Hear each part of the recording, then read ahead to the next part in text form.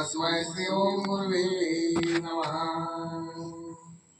माला कमंडलू करपद्मयुग्मे मध्यस्थि पाणी उपदय डामरू त्रिशूले यशस्तौर्धकरो शुभशङ्खचक्रे वन्दतभूषष्टयुक्तम् ब्रह्मानन्दं परमसुखदं केवलं ज्ञानमूर्ति द्वन्द्वातीतं गगनसदृशं तत्त्वमस्यादिलक्ष्यम् एकनित्यं विमलमचलं सर्वादिसाक्षिभूतं विगुणरहितं सद्गुरु नमः।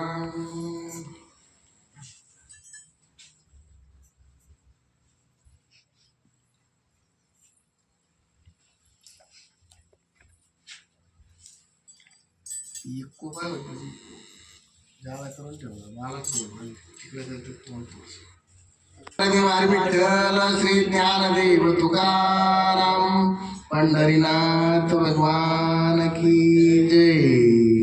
ममलेश्वर भगवान की जय। श्री गुरु दत्तात्रेय भगवान की जय। श्री संत सद्गुरु आनंदानंद स्वामी महाराज की जय। आज या ठिकाणी दरवर्षीप्रमाणे महाशिवरात्रीचा हा कार्यक्रम आपण साजरा करीत असतो आणि आमचे गुरु माऊली अप्पा महाराज यांनी मला सांगितलं होतं आज माझं यायला जमणार नाही तरी तुम्ही कार्यक्रम करून घ्या। आज गुरुबंधू मनीष भाऊ यांच्याकडं समस्या निवारण असते रविवारच्या दिवशी, त्याच्यामुळं रविवारी त्यांना यायला 2-2.5 होणार आहे। मग म्हणलं आपली पब्लिक काय होईल गुतून पडेल इथं, त्याच्यामुळे आपण काय करू थोडंसं भजन करू 5-10 मिनिटं प्रवचन करू आरती करू।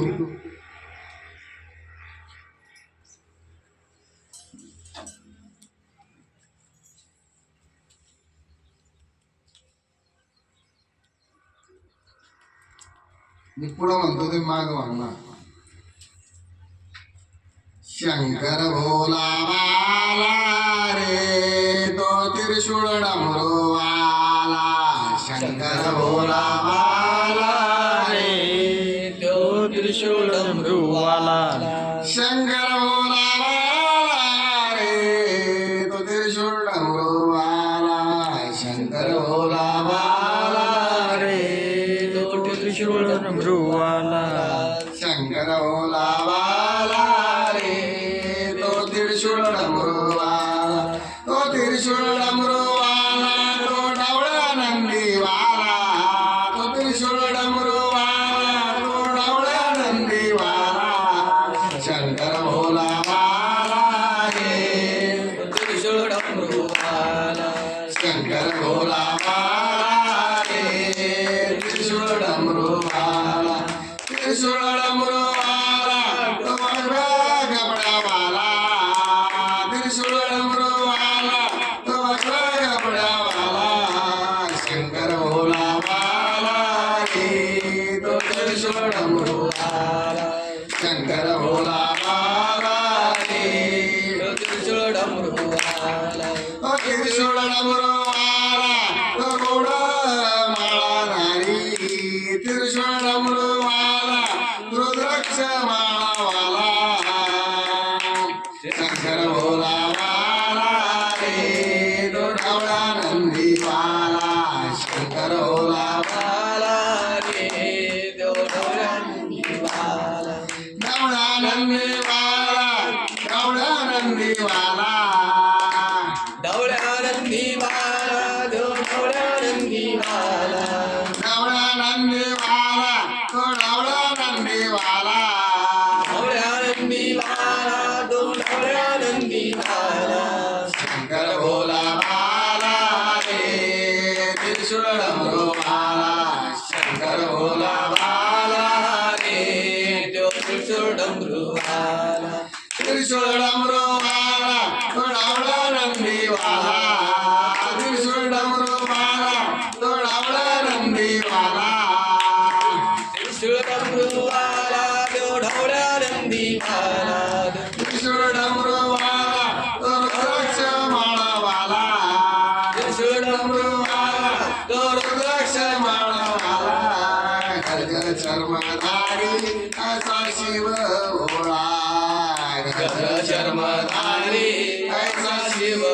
भोळा शंकर भोळा बाळा रे कृष्ण भोळा शंकर भोळा बाला रे तो कृष्ण भोळा गोपाला गोपाला रे प्यारे नंदलाला गोपाला गोपाला रे प्यारे रंगोपाला प्यारे नंदलाला तो प्यारे नंदीवाला प्यारे नंदीवाला तो प्यारे नंदीवाला शंकर भोला वाला रे तो प्यारे नंदीवाला शंकर भोला बाला रे तो प्यारे नंदीवाला प्यारे नंदीवाला तो प्यारे नंदीवाला प्यारे नंदीवाला तो प्यारे नंदीवाला शंकर भोळा बाला रे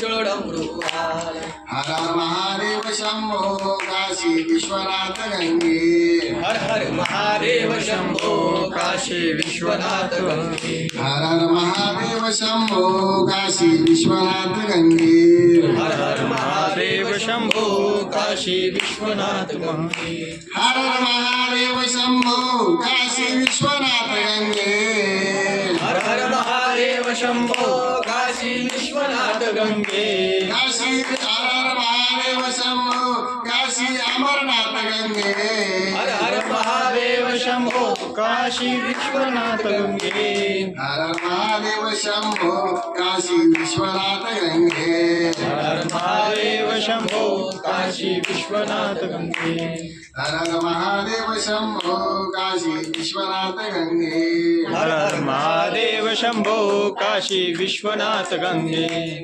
आज आपण या ठिकाणी महाशिवरात्रीचा कार्यक्रम जो करीत आहे, महाशिवरात्र म्हणजे काय?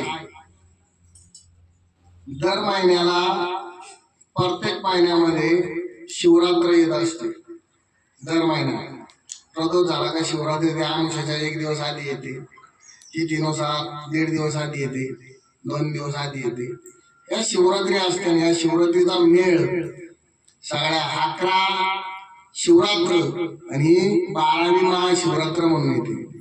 आणि या 12व्या महाशिवरात्रीला अशी ही महाशिवरात्र म्हणजे जागण्याची रात्र राहते आपल्या हिंदू समाजामध्ये. आपण हा कार्यक्रम दिवसासाठी उरावलो. या शिवरात्रीमध्ये असं महत्व दिलेलं आहे का शंकराचं भोलेनाथाचं जे भजन पूजन आरती यथाशक्ती जप अनुष्ठान पारायण काय करता येईल हे रात्रीच्या वेळेस. इतर वेळेस सगळे दिवसाचे कार्यक्रम असतात, पण या रात्रीला एवढं महत्व दिलेलं आहे. शिव आणि विष्णू ऐक्य होणे म्हणून महाशिवरात्री. ह्या महाशिवरात्रीमध्ये जो कोणी भक्त रात्री महादेवाला तीर्थाच्या पाण्याने रात्रभर जलाभिषेक करील, कोणी दुग्धाभिषेक करील, कोणी फक्त बिलोपत्र 108 1008 याप्रमाणे ओम नमः शिवाय ओम नमः शिवाय शिवम सोम ओम श्री नमस्तुभ्यम ओम महाशिवशक्ती नमः अनेक शिवाचे मंत्र आहे. त्याच्यामध्ये बीज मंत्र आहे. त्याच्यामध्ये शिवाचा सगळ्यात आवडीचा जो मंत्र आहे तो रामाचा मंत्र आहे. म्हणून आपण परत एक वेळेस थोडस रामाचं भजन करू. प्रेम मंतित हो राम राम राम राम राम राम सीता राम राम राम. प्रेम मंतित हो राम राम राम राम राम राम सीता राम राम राम. प्रेम मंतित हो राम राम राम राम राम राम सीता राम राम राम राम राम राम राम राम राम राम राम राम सीता राम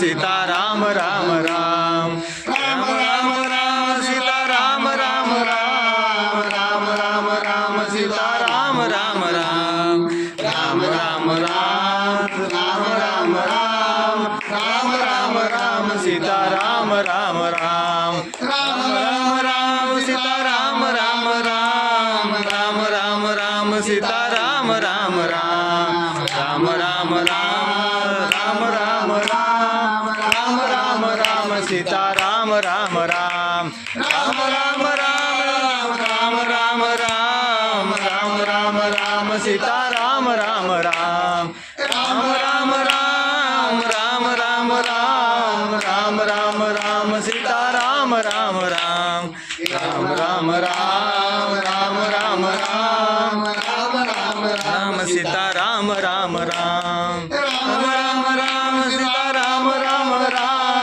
राम राम राम सीता राम राम राम राम राम राम सीता राम राम राम राम राम राम सीता राम राम राम राम राम राम राम राम राम राम राम राम सीता राम राम राम राम राम सीता राम राम राम राम राम राम सीता राम राम राम राम राम राम सीता राम राम राम राम राम राम राम राम राम राम राम सीता राम राम राम राम राम राम राम राम राम राम राम राम सीता राम राम राम एक मंत्र महादेवाचा आहे आणि दुसरा हरी हरी हरी हा मंत्र शिवाचा जो वाची तया जो मोक्ष असं म्हटलं गेलं.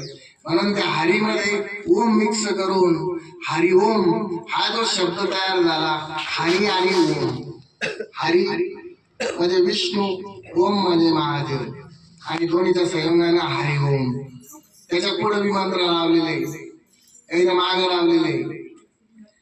ज्यावेळेस महाशिवरात्रीचा हा योग याची साधू ऋषी मुनी जे अनुष्ठान पारंदी हिमालयाच्या जे डोंगरात थांबलेले मोठमोठे तपस्वी या महाशिवरात्रीचं 12 महिन्यापासून अशी आतुरतेने वाट पाहिल्या. कारण ह्या कालखंडामध्ये शिवरात्र झाल्याच्या नंतर आमोशेतील आमोशा झाल्यावर आमोशामध्ये कधी कधी ग्रहणाच्या पर्वणी राहत असतात आणि ग्रहणाच्या पर्वणीमध्ये असे काही योग 2,000 वर्षांनी, 12 वर्षांनी, 10 वर्षांनी, 5,000 वर्षांनी येणारे योग आणि संयोग मिळून येतात. आणि त्यांची महाशिवरात्रीच्या दिवशी ज्या बी साधारण व्यक्तीला तुम्ही शिवलिंगाची जी पूजा करीत बसले तुम्ही बघा, कोणाला ओम आकारात दर्शन होईल, कोणाला जांभळ्या आकाराची प्रतिकृती दिसत, कोणाच्या याच्यामध्ये प्रकाश डोळ्यात सामावलं जाईल, कोणाच्या याच्यामध्ये तिथे एकदम ढवळा पांढरा शुभ्र प्रकाश निर्माण होतो. आणि ही जी रेडिएशन ऊर्जा म्हटल्या गेल्या, रेडिएशन ऊर्जा, ती ऊर्जा फक्त महादेवामध्ये असते. कॅन्सर सारखे दुर्धर आजार, कोणता बी दुर्धर आजार हा फक्त महादेवाच्या सानिध्यात राहिल्यानेच जात असतो. महादेवाच्या सानिध्यात राहिल्याने तो आजार किती बी कठीण असला, फक्त आपलं चित्त त्या लिंगाकडे एक भाव जसा ज्याचा त्याच्या गुरुवर दृढ भाव ज्यावेळेस निर्माण होईल, ती श्रद्धा जागृत होईल, त्याचा भाव जागृत होईल. आणि त्या भावाच्या पोटी जोपर्यंत एखादी श्रद्धा जागृत आहे, भाव जागृत आहे, पण त्याच्यामध्ये भावेमध्ये प्रेम नाही आणि प्रेम जोपर्यंत उत्पन्न होत नाही तोपर्यंत भगवंताला आपल्यासाठी काही देता येत नाही. म्हणजे त्याला परीक्षा घेत असतो. दैत्य होते, राक्षस होते आणि साधे देवानी ऋषी मुनी सुद्धा होते.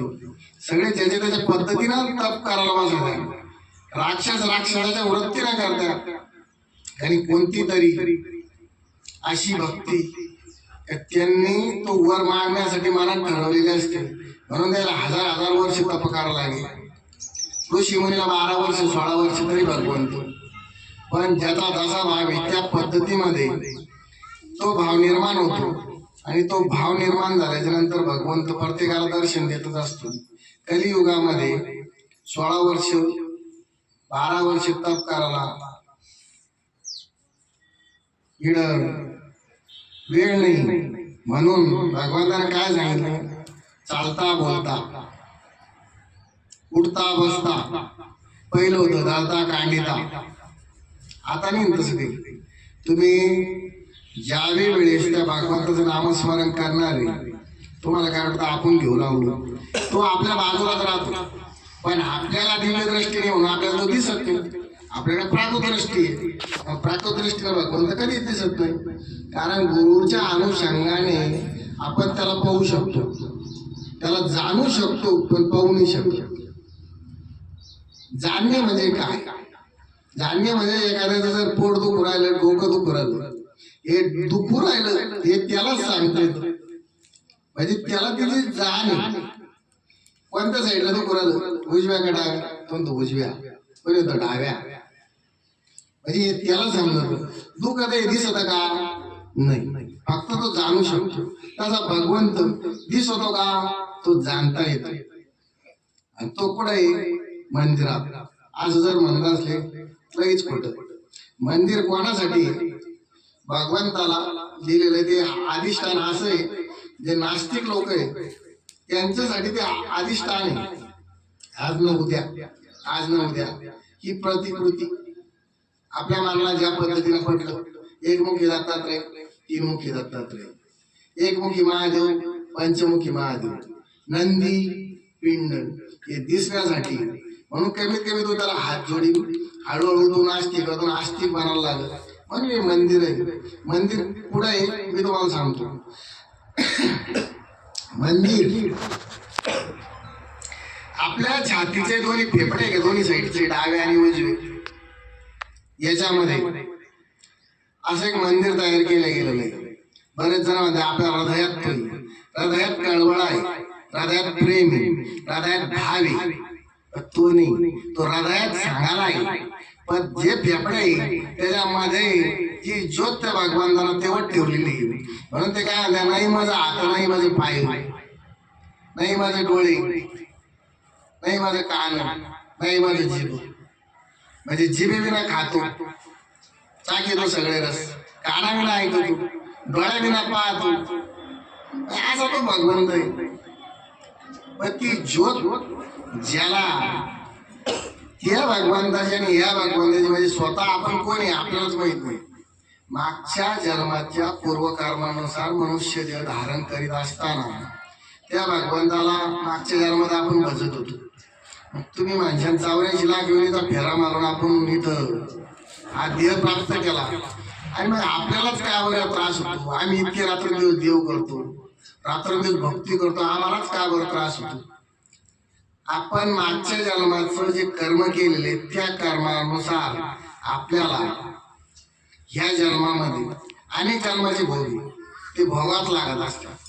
आणि इथून पुढे जे कर्म केलं याचं फळ पुढच्या जन्मात भेटणार आहे. काही लोक असे पुढचा जन्म कोणा पाहिला हा बी विषय. म्हणून गुरु माऊली नामनाथाच्या आधारावर सांगतात, कारण एक मनुष्य एका युगामध्ये 99 वेळेस जन्म घेतो. तो एकाच घरी थोडी घेतो, वेगवेगळ्या ठिकाणी घेतो, त्याच्या कर्मधर्म संयोगाने घेतो. आणि महादेव हा जो आपण म्हणलं, त्यांच्याकडे डिपार्टमेंट असं दिलेलं आहे, ब्रह्माने उत्पत्ती करायची, विष्णूने तिचं पालन पोषण करायचं, आणि महादेवाने त्याचा सहार करायचा. म्हणजे हे कालचक्र चालवण्यासाठी. जरी संपले नाही तर आतापासून लावा तुम्ही, किती झाली असती इकडं बसायला जागा नसती राहिली नाही. आणि मृत्यू हा आलाच पाहिजे, आणि तो आनंदाने स्वीकारता आला पाहिजे. लोक मृत्यूलाच घाबरायचे, म्हणजे या जमान्यामध्ये भीती, म्हणून हे देव करते. दुसरं काय करायचं? ब्रह्माची उत्पत्ती महादेवा, ज्यावेळेस महादेव होते मायेपासून उत्पत्ती म्हणल्या गेलं. पण त्यांचं म्हणणं असं होतं, मी मायातीत आहे, म्हणजे पार्वती माता जर त्यांचं संग असली तर मी पूर्ण आहे. पण ते काय म्हणले, पार्वती माता माझ्या संग नसली तरी मला चालतं, मी तसा राहू शकतो. पार्वती मातेचं तसं नाही. महादेवाच्या तेजापासून विष्णूची उत्पत्ती झाली आणि विष्णूच्या बेमीतून जे फुल निघाले म्हणजे त्याच्यातून ब्रह्माची उत्पत्ती झाली. आज तुम्हाला गुह्य ज्ञान थोडस सांगणार जास्त नाही. आणि ही उत्पत्ती झाली तर त्यांनी ती चेन सिस्टम तशीच ठेवली. आता लोक कशी ठेवली? तुम्ही जर म्हणले तुमचं गोत्र कोण आहे हे तुम्हाला सांगता येत नाही. ब्राह्मण आहे, ब्रह्मापासून ब्राह्मण जन्म झाले, क्षत्रिय झाले, वैश्य झाले, शूद्र झाले, सगळे झाले. इथून तिथून लाईन न झाली, बरोबर आहे. पण हे बघा चेन सिस्टम कशी ठेवली. जन्माला ज्यावेळेस गर्भधारणा झाली 7व्या महिन्यामध्ये जे रसपान चालू होतं त्या बालकाचं गर्भामध्ये, तर जसं विष्णूच्या बेमीतून ब्रह्मा उत्पन्न झाले तर त्यांनी काय केलं, त्या आईच्या आणि मुलाच्या दोघांना जैन मध्ये ती नाळ राहती, नाळ ती काटल्याच्या नंतर विरुद्ध भाग जन्माला आल्याच्या नंतर, तर ती नाळ इतकी जोडेल राहत असती त्या आईचा त्या लेकरात किती जीव होत होतो. आणि ती नाळ ठेवले तर इथं पालन पोषणाची जबाबदारी कोणा गेली? विष्णू भगवंताने घेतली. म्हणजे ह्या नाळेमधून त्या नाळेपर्यंत म्हणजे बेमीतून अन्न पुरवठा आहे. आणि तुम्ही जे टाळू म्हणता ना, ही 7व्या महिन्यामध्ये टाळू चिटकलेली असते पण ही फोडल्या जाते. त्यावेळेस त्याला आत्मा वरतून टाकल्या जातो. वरतून टाकल्या तर आतून टाळू फुटेल दिसते, वरून पट फुटेल दिसतात तुम्हाला. याची क्रिया किती वेगळी. म्हणून काय म्हणलं, नाकाविना श्वास घेतो, डोळ्याविना पाहत, तीच क्रिया आहे. त्यांनी काय केलेलं आहे हे तुम्हाला समजत का? कधीच नाही समजणार. जर टाळूचे 2 भाग होऊन मध्ये आत्मावर बसत होत, पोट बी फुटायला पाहिजे. या क्रिया किती गुप्त रूपाने आहे, सूक्ष्म क्रिया म्हणल्या गेली. परत एका शरीरावर 5 शरीर तयार केल्या गेले. ज्यावेळेस मनुष्य मरतो त्याला अग्निकाष्ट देत्या. प्रत्येक धर्मामध्ये वेगवेगळ्या पद्धती. मग हे शरीर तर जाळल्या जातात आणि लोक म्हणतात नरकात गेला, स्वर्गात गेला, मग गेला यात आकाशात. एका शरीराच्या 5-5 प्रतिकृती तयार केलेल्या आहेत. म्हणून माऊलीने मागच्या वेळेस सांगितलं होतं, ज्यावेळेस मच्छिंद्रनाथ राज्यात गेले, नवनाथापैकी आलो आपण तिथे, आणि त्यांनी जे 4 सत्वाचे शरीर होते ते बाजूला ठेवलेले होते. आणि हे कर्म संयोगाने जे जे प्रायचित होत पायनाखिरीचे ते भोगण्यासाठी ते शरीर धारण तिकडं घेऊन गेले. तिकडं वासना नव्हते. आज मी पाप शरीराला आहे, आत्म्याला नाही. कर्म शरीराला पाहिजे, आत्म्याला नाही.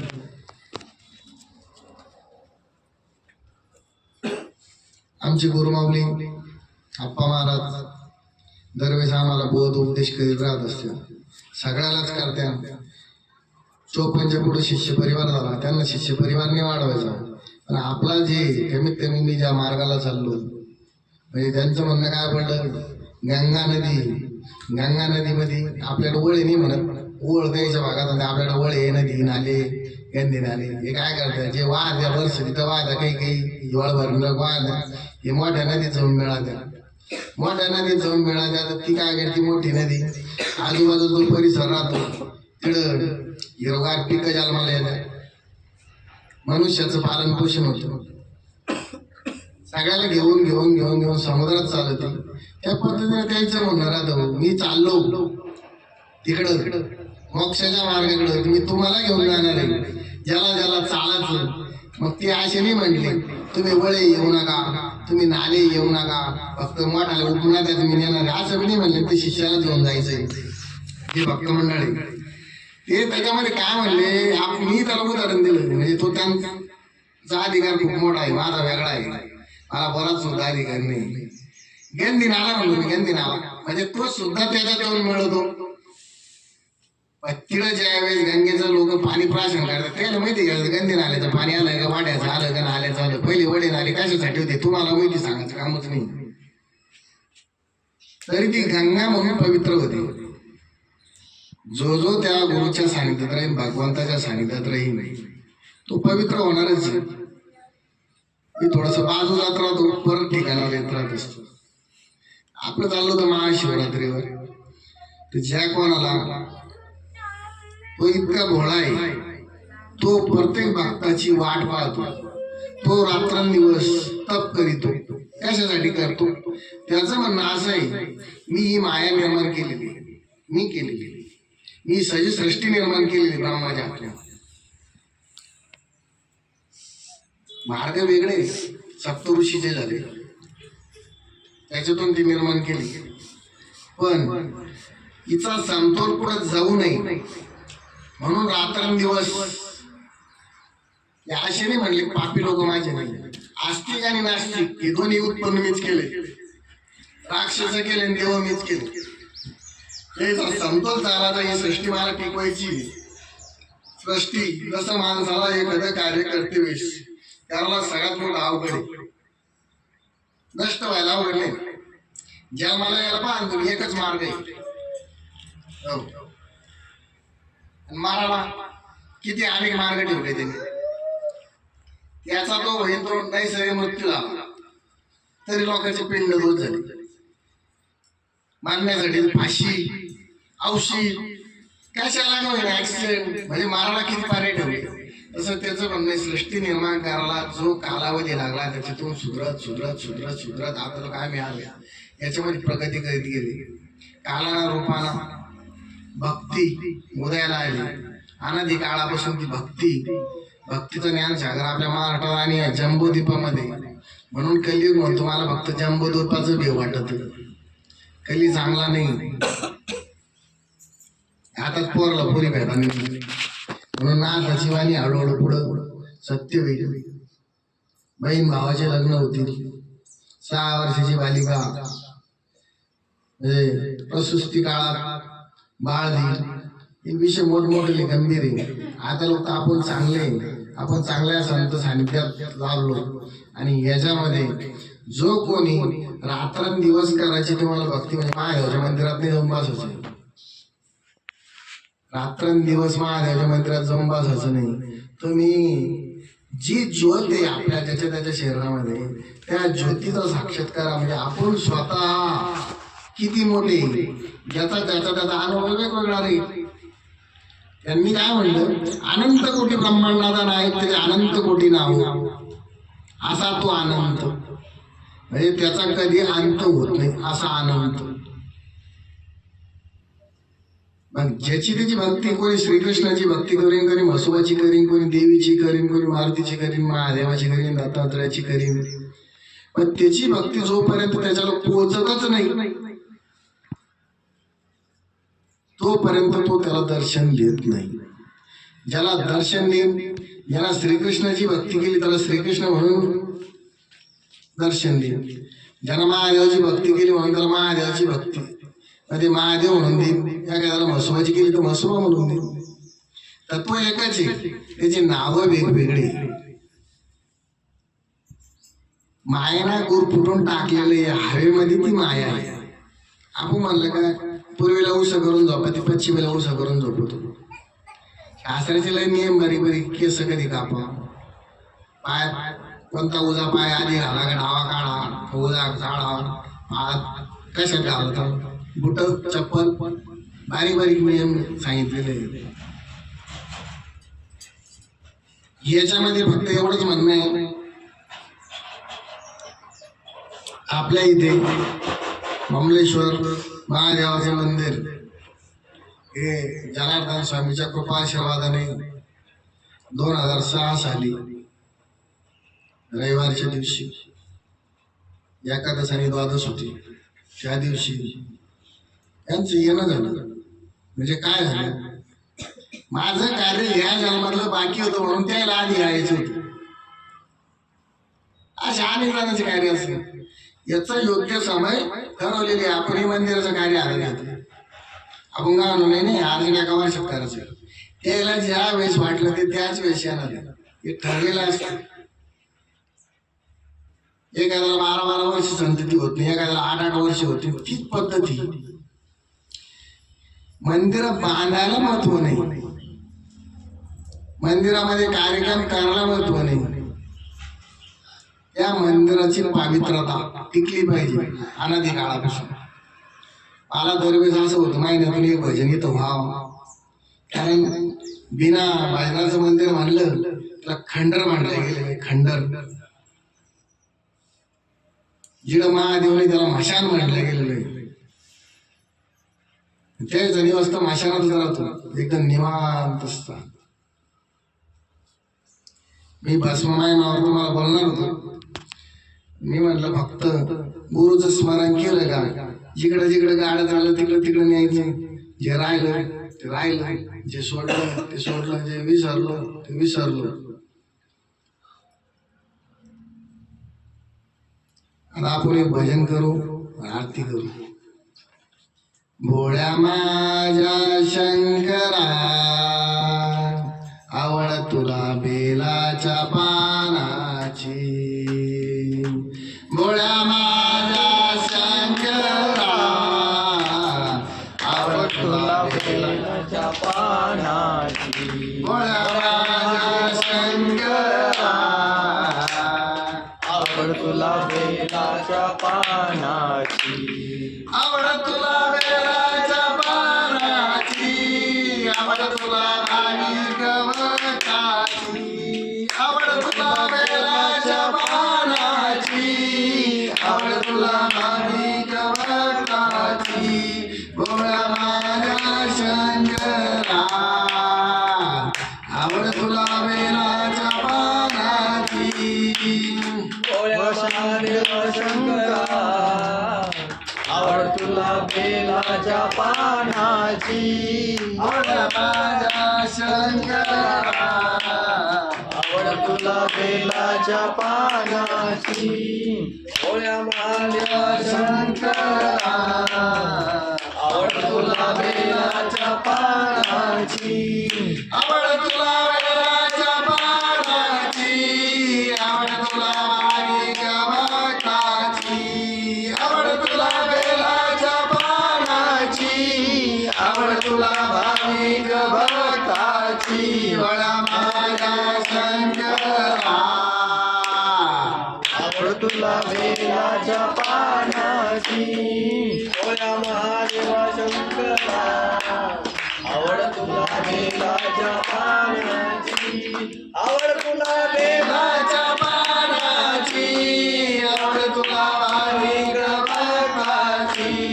भोळ्या माझ्या शंकरा आवड तुला बेलाच्या पानाची.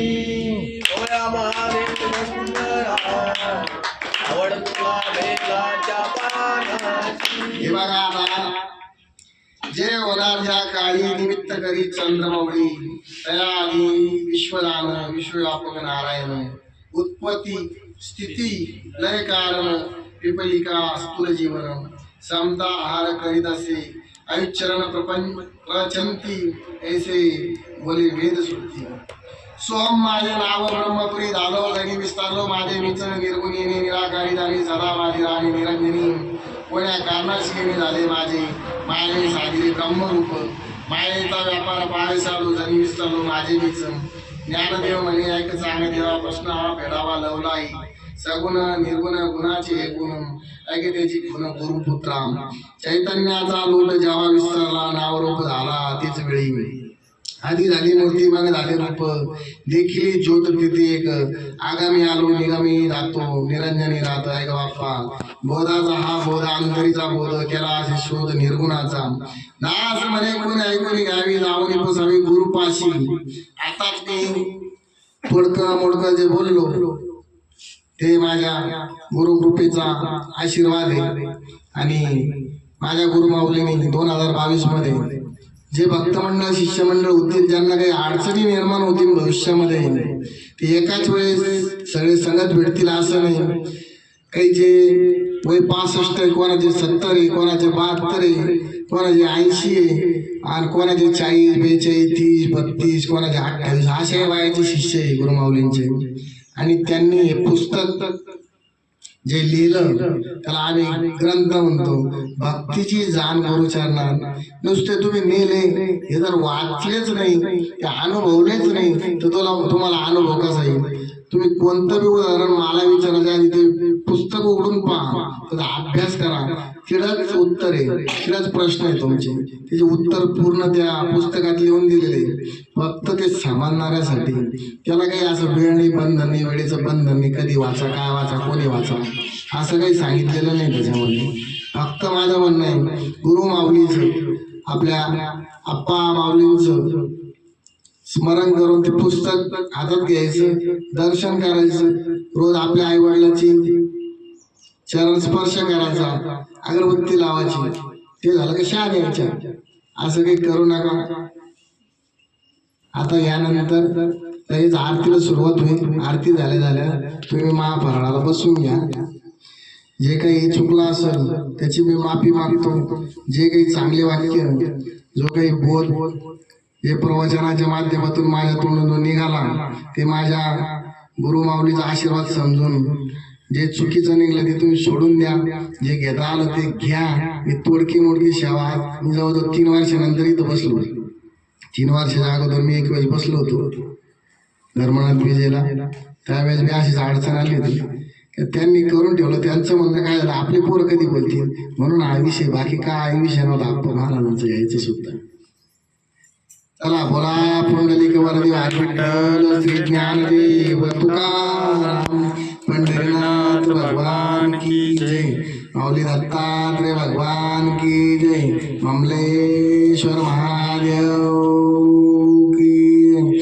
हर हर हर हर महादेव. नमः पार्वतीपती हर हर महादेव. सीताकांत स्मरं पाणुरंग पार्वती